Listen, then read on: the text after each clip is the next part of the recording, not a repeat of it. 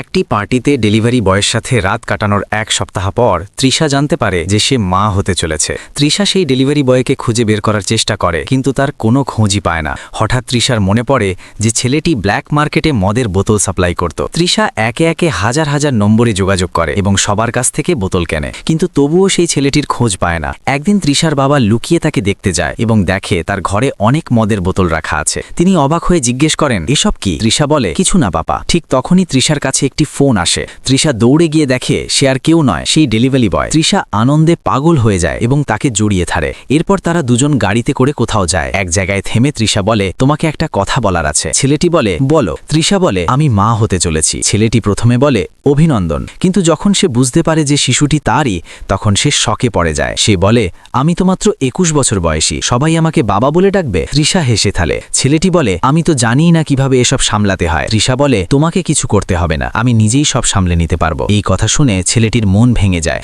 পরের দিন হাসপাতালে সে প্রথমবার তার সন্তানের হার্টবিট শোনে। তার নিষ্পাপ চোখে পানি চলে আসে। এরপর তৃষা বাড়ি ফিরে যায়। তার বাবা বলে, আমি সেই ছেলেটির সাথে দেখা করতে চাই। তৃষা বিষয়টা এড়িয়ে যায়, কিন্তু তার বাবা জোর করেন। পরের দিন তৃষা ছেলেটিকে বাড়িতে নিয়ে আসে। তৃষার বাবা তাকে জিজ্ঞেস করেন, তুমি কি কাজ করো? ছেলেটি বলে, আমি বোতল সাপ্লাই করি। এই কথা শুনে তৃষার বাবা অবাক হয়ে যান। তিনি জিজ্ঞেস করেন, তোমার পরিবারে কে কে আছে? ছেলেটি চুপ করে বলে, কেউ নেই, আমার মা বাবা কেদারনাথের বন্যায় মারা গেছেন। এই কথা শুনে তৃষা এবং তার বাবা দুজনেই খুব কষ্ট পান।